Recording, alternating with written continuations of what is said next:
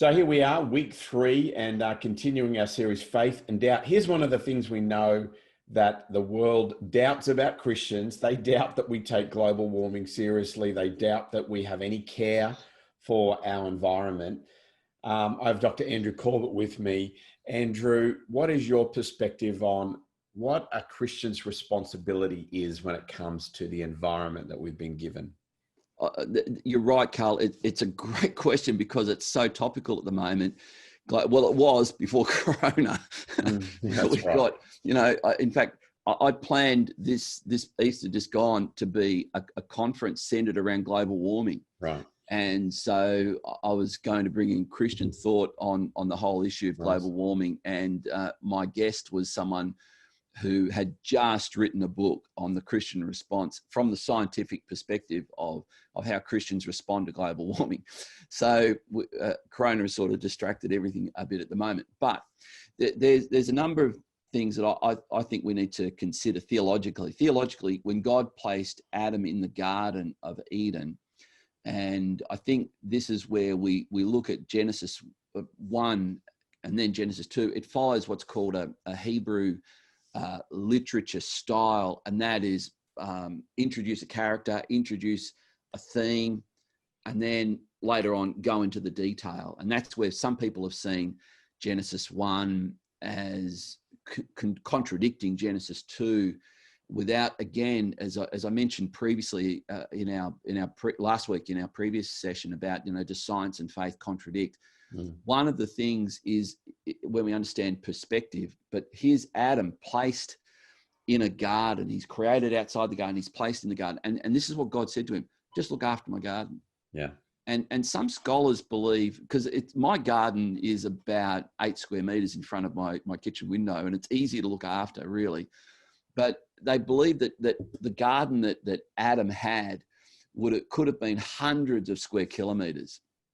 So it kind of paints this picture that, boy, he would have been busy. If he had the opportunity just to do that, he would have been really busy. And he would have had fruit trees to look after. And this is really interesting when we track through scripture, how much care God has for fruit trees. In fact, in Deuteronomy 19, it says, when you invade a territory, do not cut down the fruit trees. And it actually says in Deuteronomy 19, why would you treat them as if they were your enemy? Why would you treat them as if they were humans? Don't mistreat fruit trees. Really interesting. And it seems that trees, especially fruit trees, are something close to God's heart. And it occurs all through scripture. In fact, when he talks about salvation, God talks about salvation, he actually uses the metaphor of a fruit tree. And Adam was told to look after these things. And we see that for generations and generations, God had people looking after agricultural things, the soil, the trees, and so on. In fact, he gave commands. When you look at the law that God gave to Israel, there's a whole section there about how you can look after the soil, how you can look after trees, how you can look after your flock. All these are what we might call environmental issues. So let's consider that the closing chapter of the Bible itself says that in the new heaven and earth, which I'm going to suggest to you is probably one dimension, because it says it will be the dwelling place of God with man forever. And in there, God still has fruit trees. And it actually talks about it in the closing couple of chapters of scripture. It's amazing. The tree of life, it's called, which was a sacramental tree in Eden as well. All right, so here's what I think Christians need to be concerned about. Global warming, actually, there is a human contribution to global warming. There definitely is. The science is pretty settled on this. Now, this is where some people who, as we mentioned last week, they have an understanding that the scientists have got a conspiracy against Christianity, and they make up all these things that really undermine Christianity and so on. Again, I encourage people, well, check it out. See why they say what they say. Not just what they say, not just who says it, but why they say what they say. And Carl, I think you've been to New Delhi Have you been to New Delhi, India? Yes. Yeah. I remember the first time I went to New Delhi, I looked out of I got there late at night, woke up in the morning, looked out, and I thought it was still, is it night? What is this? And the air was orange. Yeah, right. And I thought, forget global warming, forget all the controversy over this. Even if we clean the air in some of these major cities, it's got to be good. It's got to be Christian compassion for people who care. Yeah. So here in Australia, we are, this sounds almost ridiculous because we breathe some of the cleanest air. Even our most polluted cities are by world standards relatively clean, which makes it kind of like learning a foreign language. You know, I heard someone say most people on the planet speak 2 languages. And I'm thinking, not in Australia, they don't, because we're so far removed from that context. And in the same sense, we don't live in New Delhi. We don't see the city of, Mexico. We don't see what it can be like in Los Angeles. And we can't see the smog and the incredible pollution that's in the air. And if we did, our theology might be adjusted. But here, the biggest problems we've got in Australia right now are things like PFAS, which is the stuff that is made from Teflon. It's put into fire extinguisher liquid. It's there, and it's used at airports. It's used in military bases, RAF bases, army bases, because they do fire drills. They use it by the megaliter. And in Williamtown in New South Wales, around the Williamtown military base, there's a carcinogenic zone where people have been getting cancer. Now, as Christians, we should care about this. Right. So should we care? The answer is a no-brainer.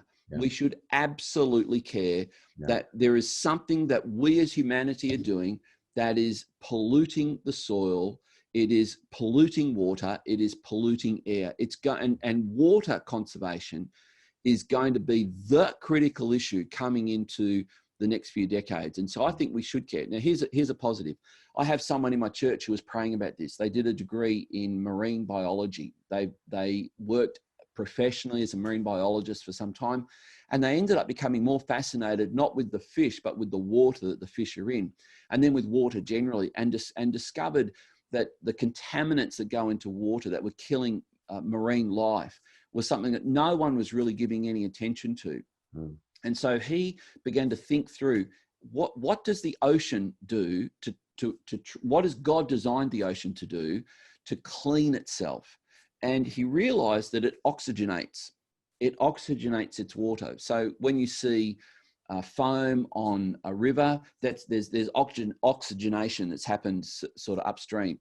When you see the waves come crashing in, you see little bubbles coming on the beach, there's oxygen being put into it, and the oxidizing of the water is able to break down some of the pollutants. So he thought, if this is how God does it, I wonder if I can take the method that God uses to break down these deadly contaminants. And so he began to experiment in his backyard. And he eventually worked it out. Now, PFAS is Australia's biggest pollution problem. It's by far the biggest. It's also contributed by what's called single-use plastics. These are things that don't break down, and they end up becoming microparticles that get into your gut through the food chain and are carcinogenic. So every time you have, so I tell you, we as a church took the position that we weren't going to use those disposable communion cups because they're single-use plastic. It's actually contributing to environmental degradation. So this guy, his name's Michael Dixon, he developed a means of breaking down PFAS, completely eliminating it. And he showed the University of Newcastle, went up to New South Wales, showed them, and there were scientists there who said, no, you haven't. We've been working on this. We have spent hundreds of millions of dollars. The smartest minds in Australia have been trying to figure this out, and we haven't been able to do it. So it's really unlikely, fella, that you've done it. And he showed them, and they were absolutely staggered. He's demonstrated this. So they cleaned up the PFAS problem at Brisbane Airport, a multi-million-dollar cleanup project. They've cleaned up the PFAS problem at Hobart Airport in Tasmania. They've now got contracts in play for the various military bases around Australia to clean up this PFAS problem. His company has just signed a multi-million-dollar deal with a large international engineering firm to solve this problem. Now, to me, Carl, that's someone who's taking the theology of being a good steward of Yeah. the earth Yeah. and putting it into practice. And the benefit is he's turned it into a commercial venture, which will benefit the kingdom as well. Yeah. Brilliant. Well, thanks, Andrew, for your time and for the effort you put in over these last 3 weeks. Really appreciate it.